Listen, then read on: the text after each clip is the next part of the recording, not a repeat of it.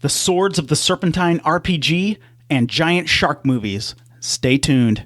Welcome to DiceGeeks.com Tabletop RPG Show.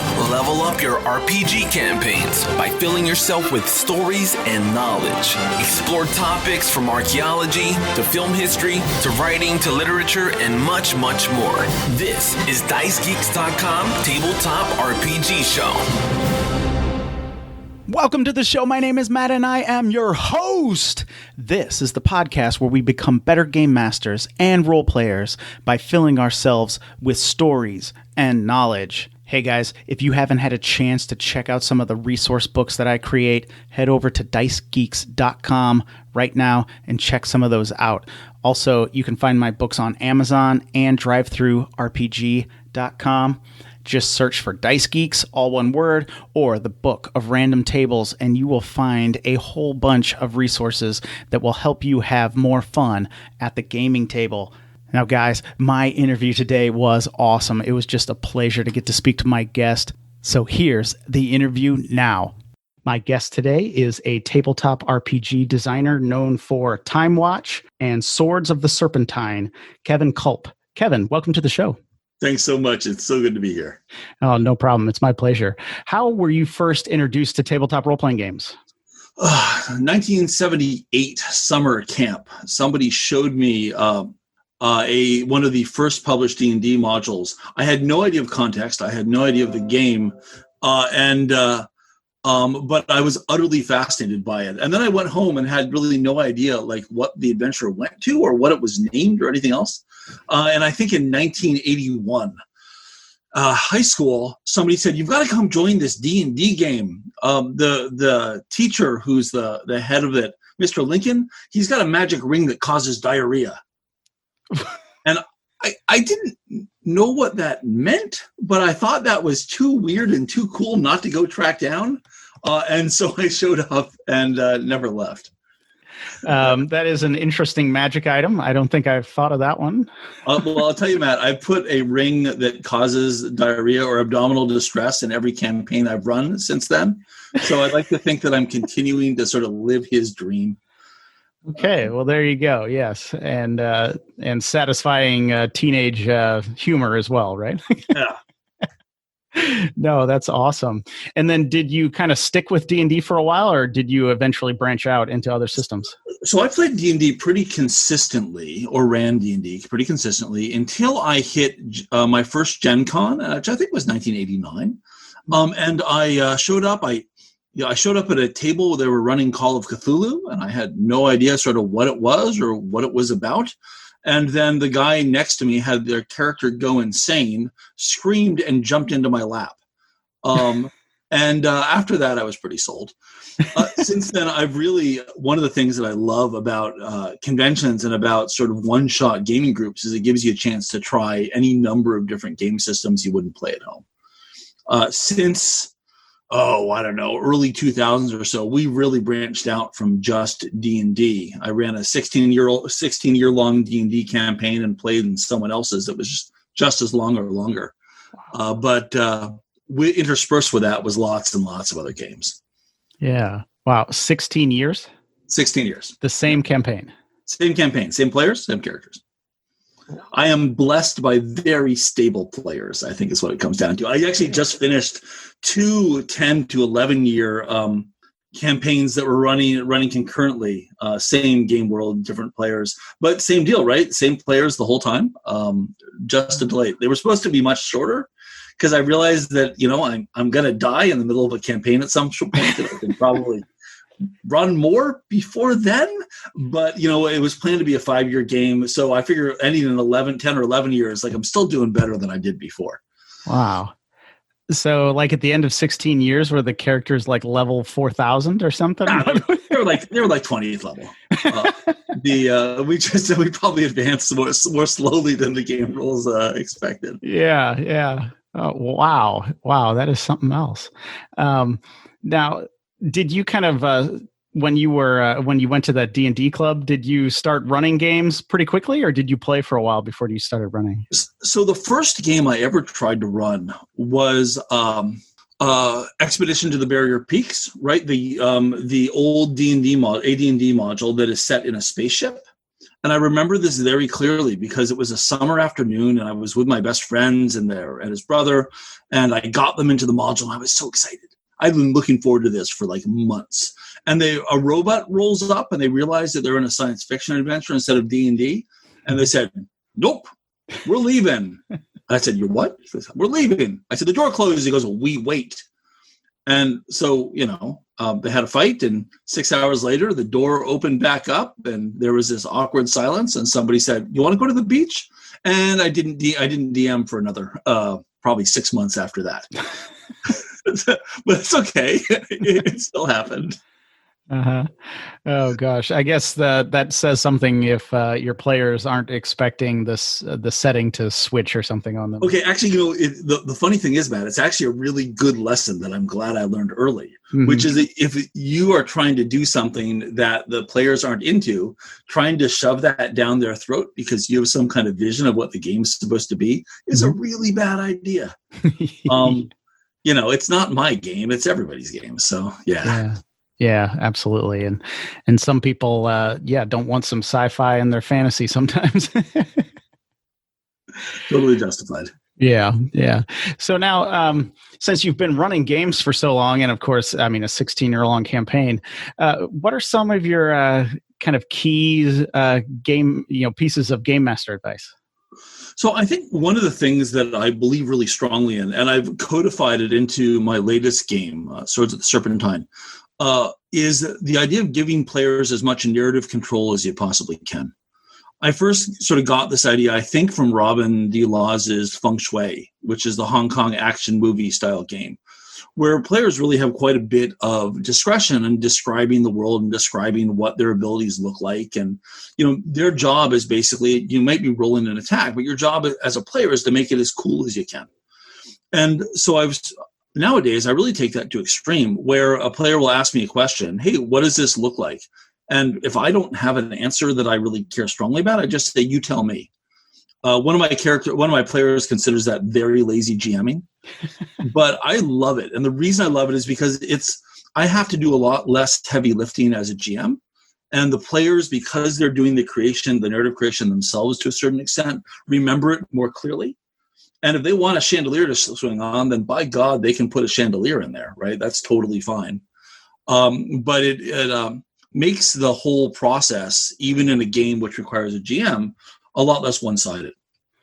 I absolutely agree. And I think it took me too long to kind of realize that I could do that I could ask my players something. And I think the first few times I did it, it was because I was tired or something. And I had already made already 300 decisions as a game master. And somebody asked me one more thing about something that I could care less about. And I'm just like, well, you tell me about it. I'm tired. You tell me about it. Go ahead. Yeah, I need more Mountain Dew before I can make up something else. So you just tell me about it. It's not easy to give up that control. And on the downside, it means that you really can't map spaces ahead of time. Yeah. Which for me is good, but for some people will make them twitch. The one other great advice which someone gave me once, which is throw a jillion plot hooks out to the PCs and then just see what your players bite on. And the rest can lie fallow or be brought in later. But it means that it makes it seem like the world is really alive. And they always feel like they're doing cool stuff because they have a bunch of choices to choose from.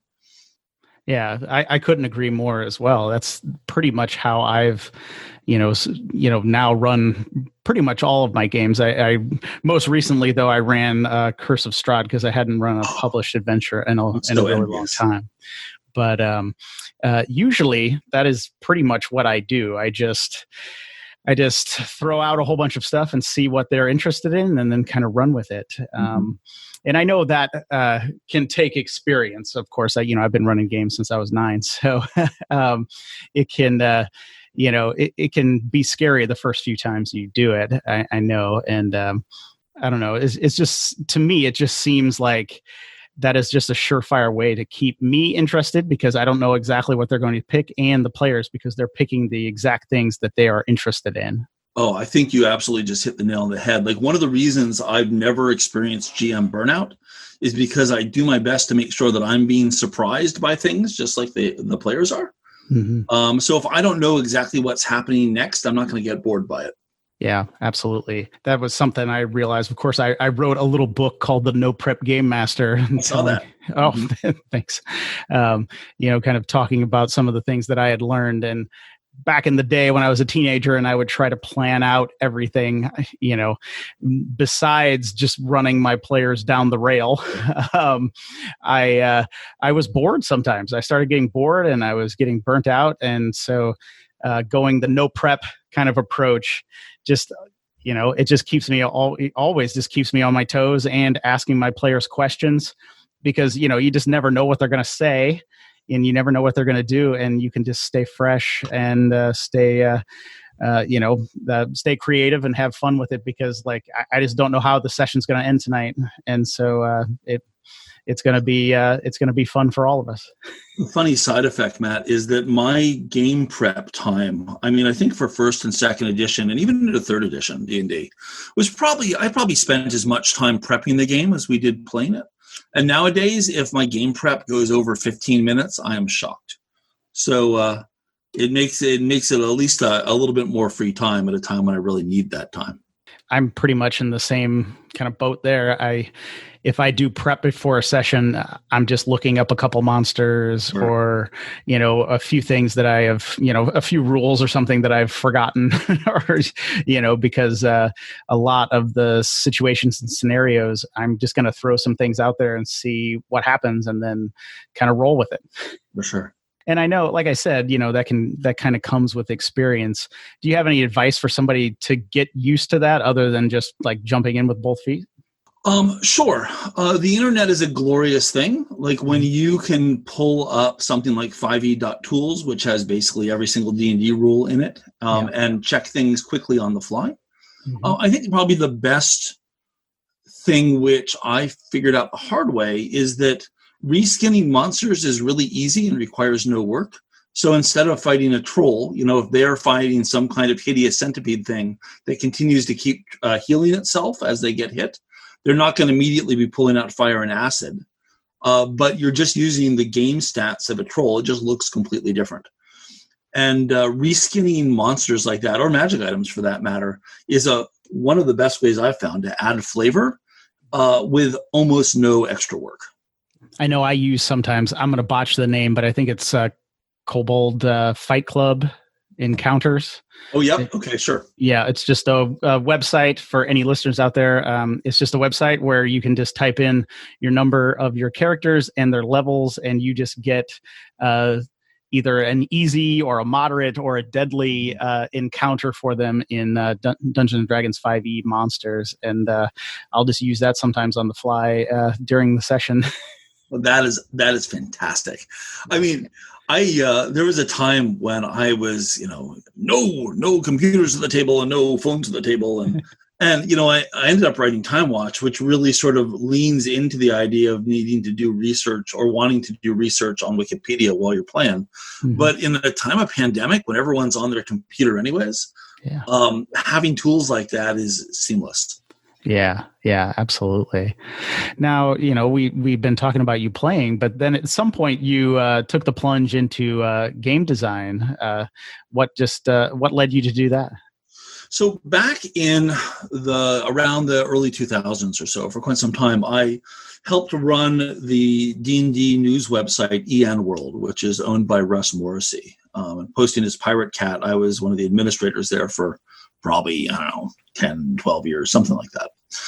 And as part of that, I was asked by the guys at Fiery Dragon to write a psionics adventure. I'd been publishing the Story Hour, right? The sort of prose version of what was happening in my high-level D&D game. And they liked it enough to ask if I wanted to write an adventure. And I did, and it did pretty well, I guess, called Of Sound Mind. And then I basically stalled and didn't do any real design work for quite some time. I did a bunch of editing on lots of other people's stuff. At some point, I went in and did video game design as well. I worked for THQ On Nintendo games, we have the Pixar license, so I did sort of the Game Boy and DS versions of games like WALL-E and Ratatouille and stuff like that. But got back into sort of more solid, extensive game design when I ran into Pelgrane Press's stuff. Pelgrane publishes the Gumshoe games. So, for instance, Night's Black Agents, which is the Super Spy versus Vampires game, and Ashen Stars, which is a game that feels a lot like Firefly, that sort of thing. But mostly games that sort of focus on investigative things. A little bit like Trail of Cthulhu, which is a version of Call of Cthulhu.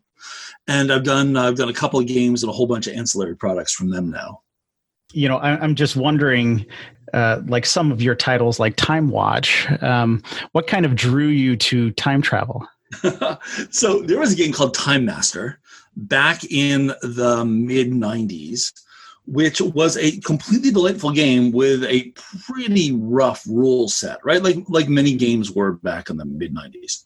And I was playing a game. I was at the Washington, D.C. game day with a bunch of friends. We just run a fun game of Night's Black Agents, which is that super spy game. And I thought, God, like, wouldn't it be amazing to have a game that does the same thing that Time Master did, but which feels like Night's Black Agents? And by the time lunch was finished, we kind of figured out what the mechanics would be for that. And so I pitched it to Pelgrane and got to write it. No, that's awesome. That is really awesome.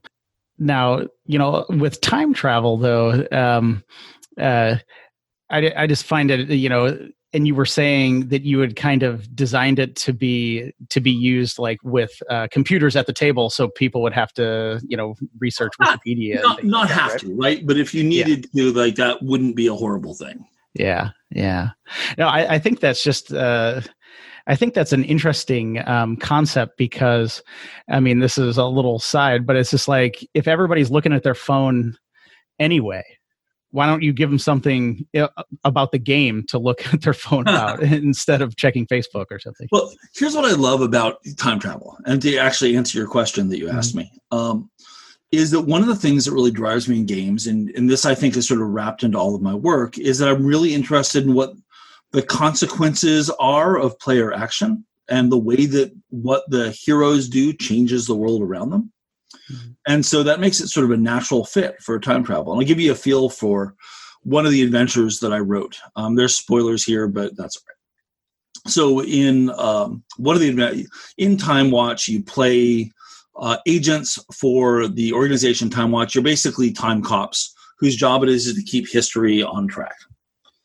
And in one of the games, the Bay of Pigs, which, as some people know, President Kennedy managed to make sure that we didn't drop into nuclear war when the Russians set up missiles in Cuba. Well, in the adventure, that didn't happen. And negotiations with Khrushchev get messed up, and there's nuclear war, and millions of people die. So you're sent back to find out why. It turns out that President Nixon screws up negotiations. And you say, Nixon? Shouldn't it have been Kennedy? So you track down where JFK is, and it turns out that he's a barber in South Boston. So you time travel to go get your hair cut and get a shave. And he tells you that he really had wanted to go into the army and go to college, but his family couldn't afford it. And what happens here is that at least theoretically, Joe Kennedy, JFK's dad, made his initial stake that he invested in Hollywood by bootlegging during Prohibition. And the bad guys have gone back to 1899 and made sure that Prohibition never happens. And as a result, you get nuclear war in the 1960s. And so your job is to head back to Lawrence, Kansas, and make sure that everything goes back on track. And if you do, everything ripples forward, and hey, you learned a little thing about history while saving the world. Yeah, and that's fascinating, and it could also make people wonder about just doing inconsequential little things, and if it'll lead to nuclear war in like 60 years or something. Well, I do address that in the game. In the same way that you're not going to change the course of a great river by paddling your feet in it, you're probably going to be okay. There's a game called Continuum, which is the best time travel game I'm super not smart enough to run. which takes a very, very sort of scientific approach to an exacting approach to time travel. And for Timewatch, it's really the different, right? You can come back. It's much more Bill and Ted. You can come back in time and help yourself in a fight. You can leave yourself things that you need before you know that you need them. There's a lot of ways to sort of finagle your way around paradox. Yeah. No, that's cool. It sounds like a ton of fun as well. I'm going to ask you something, and I'm probably going to derail the podcast for a little bit, but you've been doing something during the different lockdowns for the pandemic and that involving watching some movies. Why don't you tell us what that is? Sure. So I think it's very important that everybody has a pandemic hobby. My pandemic hobby is that my best friend, who's a half a country away, and I jump online twice a week, and we watch a crappy shark movie. So far, we watched 54 different crappy shark movies during the pandemic. I figure we've got easily another 20 to go before we run out, but we're still on the free ones on Amazon and Netflix and what have you. So we're doing real. So yes, 54 of them. Wow. I've got them ranked in order of which we enjoyed them. Currently, you'll be pleased to know that now playing on Amazon Prime, Santa Jaws is currently number 1. Santa Jaws is a Christmas shark movie, which is basically a Hallmark movie meets A Christmas Carol meets comic book nerddom meets Hideous Giant Shark, and I love it. I was telling you before we started recording that I was just recently interviewed on another podcast, The Monster Professor, and he got me to admit that I was obsessed with shark movies. I knew I liked you. Yeah, and I was going to ask, because as we're recording, just this past weekend, I watched Deep Blue Sea 2 and 3 and Sand Sharks. Yeah. So yeah, because I just got one of my books done, and so I was in kind of after my book was done, I was unwinding a little bit, watching some giant shark movies. You can't go wrong with Sand Sharks. That's Dr. Sandy Powers. It says something that I remember the name of the lead scientist. Yeah. Sand Sharks was something else. It was Dr. Sandy Powers. Corin Nemec is kind of I guess the biggest star in Sand Sharks, and you are using that very loosely.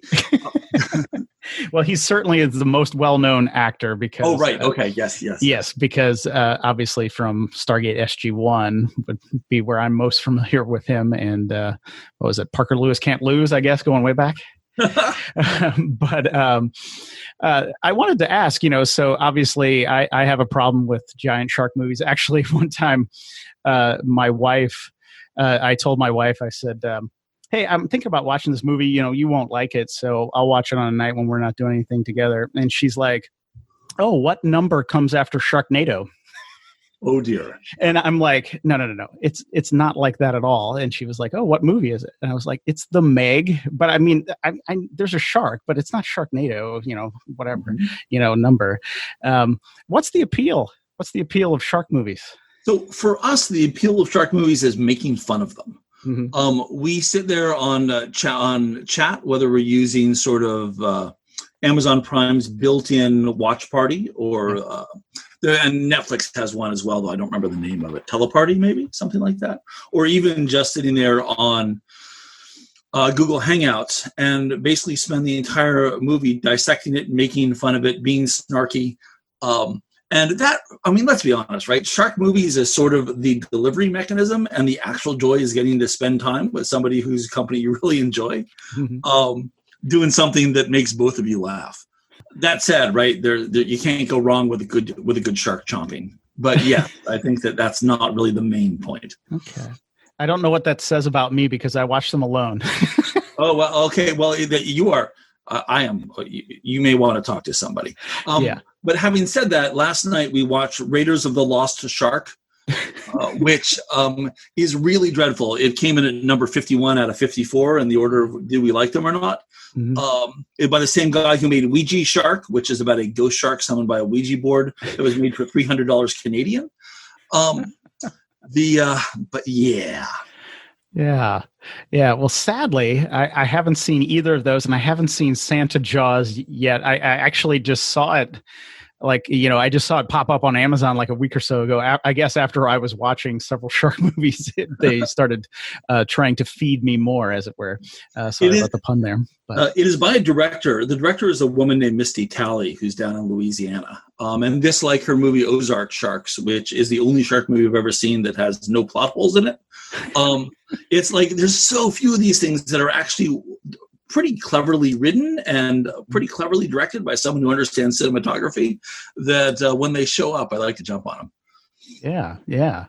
And again, I haven't seen Ozark Sharks either. I should check that one out. But the couple that I just watched, Sand Sharks was something else. I'm kind of surprised with like Sand Sharks. I guess it was like, I was trying to look it up. I guess it was a year or so before Sharknado, but the way the Sharknado movies they open so fast and like you're into the shark action so fast. And I was kind of surprised, like Sand Sharks takes a while to get going there at the beginning. And I was just kind of thinking about that, but I'm embarrassed to say I have not yet seen Sharknado. You have not seen Sharknado? No, we're watching it next Wednesday. Oh, okay. When I first watched it, I watched it a few years ago. It was one of those experiences where I thought I was like, I thought it was going to be really bad, but I was like, that wasn't actually bad. Like something, I mean, it was, kind of bad, like something, but like it wasn't bad. And like it had a totally different feel to it, so I can totally see why it spawned 5 sequels instead of some of the other movies that don't. The screenwriter for Sharknado was a guy named Thunder Levin, and quite frankly, if your name is Thunder Levin, you can write any damn thing you want to. I totally agree. I actually reached out to him to see if he would be on the podcast. I did not get a response. So that's too bad. I know. I'm kind of sad. So my next, bitter. He's bitter because this is actually true. Because I asked him about it. But they took the franchise away from him after the first movie. Oh yeah. So I think he's pretty disaffected. Oh yeah. Oh wow. I hadn't heard that. Yeah. So you asked him about that? He's friends with somebody that I know on Facebook. Oh, okay. I have not met the guy in person, but when his name popped up in somebody else's feed, I friggin' jumped on it. Anyway. Yeah. So my next thought, I was going to try to reach out to the director and see if he'd be on the podcast, but we'll see. But we'll see, I guess. So I don't know. It's just a kind of a strange phenomenon because I never thought that I would really just be, looking forward to the time to when I could kind of sit alone and watch a giant shark movie. I just never really pictured that when I was like, 24 or something. Look, the pandemic changes us all. It's. Yeah, it does. It does. Sadly, I started watching them before the pandemic. I got nothing. Yeah, but I mean, there is.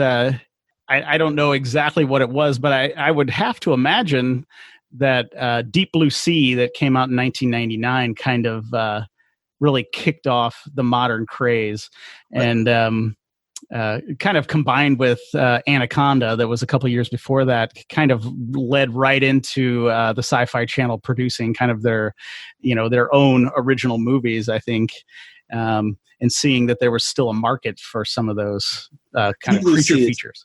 Deep Blue Sea is fabulous. That is a really good movie. The Deep Blue Sea is number 2 on our list, and The Meg is number 3 on our list. Because you know what, they handled those pretty well. Yeah. Well, The Meg, the budget on The Meg was huge. I know. Yeah, and it didn't make it a great movie necessarily, but it was a good budget. Yeah, yeah, no, that is very true. It was, it had some problems in there, and it was kind of sad because I think that was John Turteltaub who had normally been making some really fun movies to watch. Yeah, it was kind of sad, but I don't know. I guess I always kind of wonder if there are other people out there who watch these movies. So you're making me feel kind of good about myself, at least in a little bit, that there's somebody else out there watching them. Well, that makes me happy. And there is a bad movie subreddit on Reddit. So if you ever feel like you're alone and shouting into the void, you know where to go for comfort. All right. So one of your recommendations would be Santa Jaws, and then of course Deep Blue Sea. If somebody hasn't seen Deep Blue Sea, they need to see that. Really, absolutely. Yeah. Do you have what's another good one that we should see kind of right off? Sure. So the sort of top of my list was Santa Jaws, Deep Blue Sea, Ozark Sharks, which is again a sort of a smaller scale movie but delightful. Shark Night 3D was pretty funny. And I think my personal favorite is sort of a tie between Toxic Shark and Ghost Shark. Ghost Shark's not a great movie, but it has more great deaths by ghost sharks eating people from inside because they drank water or are playing in a sprinkler or what have you. But, that's got a lot to recommend it. And Toxic Shark is about a toxic waste spewing shark that turns humans into shark zombies. You got to pay for it right now. It's not streaming for free, but seriously, worth every penny of that $1.99. Oh gosh, yeah, I gotta check out some of those because I haven't seen those either. I guess I spend all the time watching Sharknado and some of the other ones, but you're not doing wrong. That's all right. Yeah, and then as far as Deep Blue Sea 2 and 3 go, two was a little rough. I'll admit that 2 was a little rough, but it was watchable, and it had a few fun moments. But Deep Blue Sea 3 was no spoilers. I haven't seen them. Okay, I won't say anything, but it was a pretty decent movie. So okay. It was it was constructed pretty dang well for what you're going in to see, right? And on a budget that was probably what, maybe like maybe $2 million, maybe $1 million, as opposed to Deep Blue Sea, which was $60 million in 1999. Yes, and opposed to Ouija Shark, which was $300 Canadian. So yeah. Right. Yeah, absolutely. So Deep Blue Sea 3, you should check that one out. It's pretty cool. But I could probably go on talking about giant shark movies because let's talk games. Yeah, maybe we should. And because probably not too many people out there are just ready to go for another shark movie. So now your one of your big games here that has come out is the Swords of the Serpentine. Why don't you tell us a bit about that? Sure. So Swords of the Serpentine is a gumshoe game. So again, sort of with an investigative, with a rule set that both presumes competence and focuses on making investigation really easy. It's a sword and sorcery game without all of the racism and sexism that is kind of intrinsic in classic sword and sorcery. My co-author is Emily Dresner, who posts on Twitter as Multiplexer. She's the woman behind those absolutely brilliant Dungeonomics columns in criticalhits.com. If you haven't read those, you probably should. Her discussion of sort of the economics of the 100 gold piece pearl was one of the things that told me that, oh my God, I want to write a game with this woman. Swords of the Serpentine is set in a city called Eversink, and it's called that because the city is always sinking. It's bridged by swamps on either side, but that's not why. And it sinks your buildings sink maybe a centimeter a year. So you'll lose a story off your building in a generation. And what they do is the Architects Guild tosses more stories up onto the roof, right? There's always scaffolding and hammering going on. They knock a hole in your second story. They build a set of stairs up. Boom, you're good to go.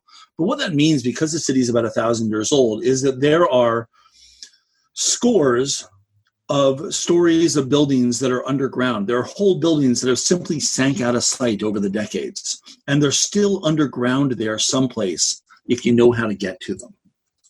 The city is ruled by a goddess. Actually, the city is the body of the goddess, and the goddess is the city itself. The goddess Denari, who is the goddess of commerce, of civilization as well.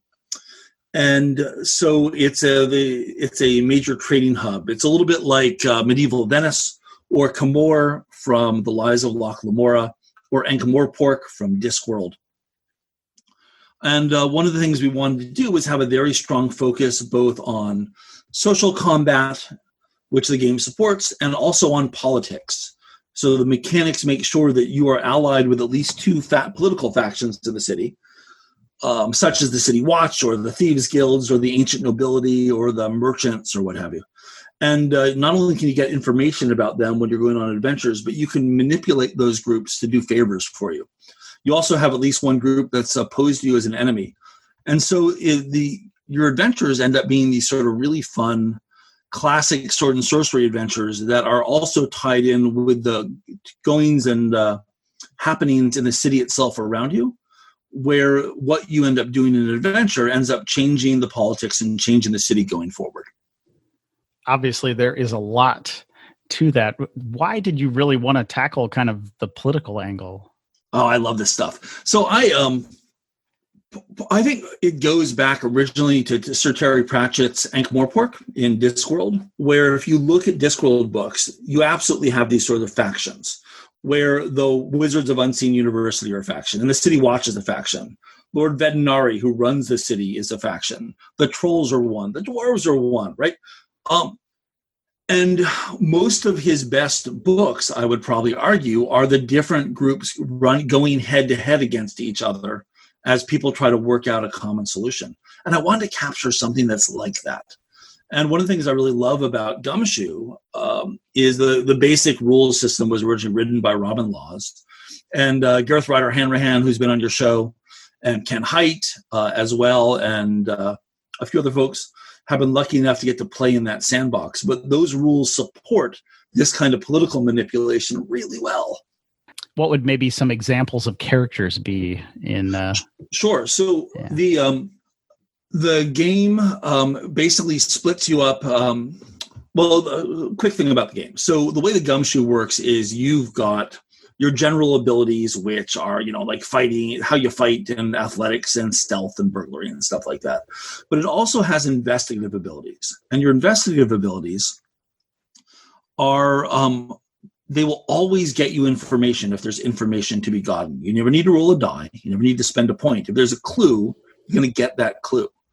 And you could also spend those points for cool, bonus, interesting things. The example I always like to give, Matt, is imagine if you were in a James Bond movie. Can we predicate that James Bond has a bunch of ranks of charm as a social, right? I think it's max. Okay, so cool. So if James Bond if you're playing James Bond in a Gumshoe game and you dance with the girlfriend of the arch villain because you're at a party thrown by the arch villain, and you flirt with her by using charm, she's going to give you a lead or a clue. Mm-hmm. You don't need to spend anything. She'll just give it to you. You can spend a point of charm and she'll go to bed with you. You can spend 2 points of charm. She'll fall in love with you, betray her boss at some point and get killed. Or you can spend 3 points of charm. She'll fall in love with you, betray her boss at the best possible time and live to the end credits. So the more recent Gumshoe games kind of use this idea.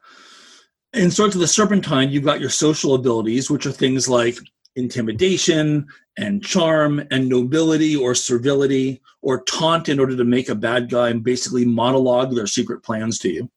And if you have these abilities, you can gain information with them, but also you can spend them for cool stuff. And as an example, right, let's imagine that your character is a duelist and they have a bunch of points of nobility, right? Because they're from a family of the ancient nobility. And one of the things you can spend those points on is extra damage. And you might say, hey, Kevin, I stabbed the guy. Can I spend points of nobility to do extra damage? I might kind of look at you funny. And you say, hey, when I was growing up, every year my parents hired a different fencing tutor. to teach me the different ways to fence and kill folks. And I would say, absolutely, you can spend those points of nobility to do extra damage. So it's a little bit like you need to make sure that what you want to spend the points on is a thing that makes sense, but the GM's pretty gullible. So as long as you can justify it, you'll be fine. There's 4 professions: warrior, sentinel, which is kind of a more classic investigator, guard, inquisitor profession, thief, and sorcerer. And you can mix and match the abilities within those groupings if you want to customize, but they basically, each profession is a set of 4 different abilities that let you do cool, specific stuff. I don't know. How did you come up with the idea to have this city always sinking? This goes way back to an old D&D game of mine, and I had Eversink in that game, and I loved it. I think it was the first place that I really got to play around with politics, and I knew that I could dump a bunch of stuff on the heroes because they were traveling in. They weren't from that place originally, so I didn't have to worry too much about continuity or screwing it up. So it ended up being a fun playground for me. And when I started looking at a sword and sorcery game, I knew that I wanted to send it here. So what I did is I got a hold of Emily. The 2 of us sat down together. And I said, hey, here's this thing, and here are these ideas that I have, and here, go do magic with it. And oh my God, she absolutely did. I don't know if you've seen the map. If not, I think I'll send you a smaller copy if you want to put it in the show notes. The map is gorgeous, by Jerome Huguenin who's French, and it is one of the best city maps and best gaming maps I've ever seen. It's really pretty. And I wanted to sort of capture the feel of like the Lies of Loch Lamora books or Fafhrd and the Grey Mouser, right? To me, this had to be as much fun to play in as someplace like Langamar. And the thing that I really like about the fact that city's sinking is that you've got a reason for built-in dungeons. Yeah. One of the thief abilities, City Secrets, means that you can navigate the city. You know where things are. And so you can navigate that undercity in a way that other people can't. Yeah, no, I think that is a really cool idea that there is a reason for a dungeon almost every session, right? Yep, exactly. Yeah. And it's not really a game necessarily about dungeoneering, though it can be, certainly, but I don't know that that's necessarily the focus. I think it's more about sort of how you exert your will on the world, and gaining wealth or delving into the undercity is one way that might happen, but it's certainly not the only way. Like I said earlier, there's a lot of moving parts there with the different politics and the different factions, and then the city as well. I would argue, Matt, that it's probably one of the easier of the Gumshoe games to pick up, in a sense that my design style when I look at Gumshoe is fewer abilities that do more stuff. Okay. Games like Ashen Stars, which is a game I love, has a lot of abilities, and they're very specific, as befits like a Star Trek-y game, right? Mm-hmm. But in here, you've got, like, Timewatch did this as well. I think I collapsed 7 or 8 different science abilities from the other Gumshoe games into one ability called Science with an exclamation point. And that exclamation point tells you everything you need to know about the fact that it's science. And so we try to do the same thing here, which makes it a little bit, once you sort of get the hang of it, it makes it much easier to sort of grab and go with. Yeah. And the Gumshoe game that I'm most familiar with is Ashen Stars. Oh, sure. Yeah. I mean, sadly, at recording, I still haven't got to play it, but I read the book and I want to play it, but I could just never get my group to play it just yet. So I wish I'd known that. I ran a one-shot on Discord not all that long ago. If I do that again, I'll holler. Oh, yeah. And if I'm available, that would be amazing. Yeah. And then, so with Swords of Serpentine, now the setting right now is just the city, and is that kind of where you intend kind of most of the adventuring and stuff to take place within the city? So that's the core. I'd say probably when I look at the book, I'm trying to remember. I think we handed over about 180,000 words, 170,000 words, something like that. And Timewatch was like 300,000, but there was a lot of different kickstarted place settings in Timewatch that was taking up a lot of that space. So in this case, part of that is rules and part of that is setting. But we have a very specific city, which we encourage people to hack and change as much as makes them happy. And then a chapter on what else is out there in the world, which is sort of drawn in much broader strokes. And if people express interest in a particular area and the game does well, then we'll zoom in on one of those as well. Over on Pelgrane's blog, at pelgranepress.com, they've got a blog called CPageXX. And I've been publishing 1 or 2 Serpentine articles a month as we wait for the game to come out early next year. And some of those are free adventures, for instance, or ways of building different types of characters in the game. For instance, a couple months ago, I built Conan in the Swords of the Serpentine rules. I just built Elric of Melna Benet, along with letting another player play Stormbringer.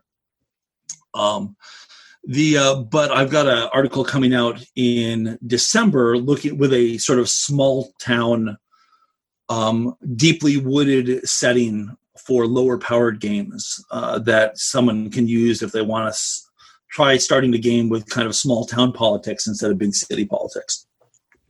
I know you said it was sword and sorcery. So is it kind of low magic? So here, our goal here, right, is that we needed magic to be mysterious. We need it to be reasonably powerful. We need it to be bad, like really bad. Magic's not a good thing. So in the game, you can use sort of sorcery to attack people without a problem. But if you want access to the big spells or the big effects, you're drawing power out of another place, and that power is bad. We refer to it as corruption. And so you're literally bringing corruption into the world when you do that. If you ever played the Second Dragon Age, when the demon gates that demons pour out of it feels a little bit like that when sorcerers rip power. And when you do that, magic comes from one of 2 different places. You can either learn magic from the ancient writings of the serpent people who lived there 1,000 years ago and certainly are all died out and definitely not living down there in the darkness underneath the city at all. That's ridiculous. I'm not even sure why you would suggest that. Or alternatively, you might have a demon or a small god living inside of your soul, whispering power to you in return for being appeased by your belief and your prayer. And you get to define what that means. For every rank of corruption you have, that is sort of says, hey, I'm this powerful a sorcerer. And with every rank you have, you get a different sorcerer's theme. So, for instance, if I was going to hack this system into Avatar: The Last Airbender, the only themes available would be earth, air, fire, and water, right? But because that's not the thing, you can imagine any number of different things. In my playtest group, one of the sorcerers has stone as one of their sorcerer's spheres, and you need to describe your magic based on the theme that you've chosen for it. So whenever she attacks somebody, she's describing her attacks in terms of manipulating stone and metal. But it's a game also where you can attack someone's morale instead of their health. The best games end with the bad guy, like crouched on their knees, weeping, regretting their life choices without a single mark on them. And so you, instead of taking sorcery that attacks health, you can take sorcery that attacks morale instead. Emotion control and illusions, any number of sort of fear, any number of different mental attacks. And then you can describe those things any way you want to. As an example, the heroes in my game recently went up against the Guild of Fishermen for a very long and convoluted reason. And a sorcerer in the Guild of Fishermen reanimated the fish they had eaten for lunch during the fight, and the fish started chewing their way out of their bellies. Now, the truth is, right, is that the bad guy rolled an attack and did damage, but then I got to describe that damage as having something to do with fish. And that seemed like the fun way to do it. That is something else. You got me with the fish there. Maybe it was we were talking about shark movies too. I don't know. That's right. Yeah, exactly. I did. You will be pleased. I did write and I think publish someplace, maybe on the Gumshoe group on Facebook, maybe also a sharkomancer. Who yes. You know what? I'll track that down, and if you want to throw it in the show notes or a link to it, I'm happy to do that. Okay, it's funny if nothing else. Yeah, but it's totally a playable character. Oh, that would be awesome. Yeah. That would be awesome. But that sounds really cool, and I really did like the idea where you were just mentioning that you can attack their morale instead of their health. My goal, I don't know if you've ever read Jack Vance's Dying Earth series. No, I haven't. So, and that's where Ioun Stones came from, for instance. But one of the things, the main character in at least some of those books is Kugel, C-U-G-E-L, however it's pronounced, the Clever, who I don't remember ever using a weapon, right? He makes his way through the world using his wits and his voice. And I really wanted a game system which would let you do exactly that, where you could be clever and it would be just as effective in combat as swinging the sword at somebody. Yeah. And so we've got both a health track and a morale track. There's a mechanism for if everybody is piling on the bad guy using, attacking their health, you can still contribute to that fight just as effectively by using a sway attack to attack their morale and giving that damage to somebody else. Anyways. But it's nice because it lets you differentiate your character. You can play someone who, never picks up a weapon at all and still is completely efficient and competent in the fight. That sounds fantastic. So, I've had you on the line for a while now, and I could probably keep asking you questions, but where can people learn more about you and learn more about Swords of the Serpentine? Sure. I am on Twitter at Kevin Kulp, Kevin Kulp. I'm fairly active in Pelgrane's Gumshoe group on Facebook as well, which is a closed group, but which lets anybody in. Swords of the Serpentine you can find on pelgranepress.com. If you Google Pelgrane, Pelgrane, and Serpentine, it's going to link you to the Adventurers Edition, where the game is currently on pre-sale. And I think it's still the case that if you buy the game now in preparation for when it comes out early next year, you get a poster map of the city as well for free, which I am going to frame. Nice. And I will be sure to put some of those links in the show notes for this episode at dicegeeks.com. So anybody who's listening can just head over there and you will find those links readily available for you. Well, Kevin, I could ask you more about shark movies and about role-playing game design, but I really do thank you for being on the show today. And thank you so much for coming on and talking with me for a while. Matt, this is a joy. I love the show and I'm so honored. Thank you. All right, there you have it, guys. Man, I hope you enjoyed my conversation with Kevin. It was a ton of fun getting to speak with him today. As I mentioned, you can find links to his role-playing games in the show notes for this episode at dicegeeks.com.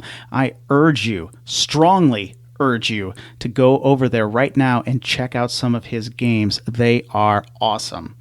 All right, now guys, if you want some free stuff, head over to dicegeeks.com/free. You'll get 10 free dungeon maps. You'll never miss an episode of this show. And each and every Friday, you will get an email from me letting you know what is going on in the realm of Dice Geeks. Now, hey guys, if you want to support the show in some way, I would greatly appreciate it. I need your help to keep making these episodes. If you would like, subscribe, rate, or review the show wherever you are listening to this podcast, that would help immensely. Also, if you want to support the show financially, if you're in a position to do that, I would be most appreciative for any bit of support that you could offer. You can head over to patreon.com/dicegeeks and learn more there.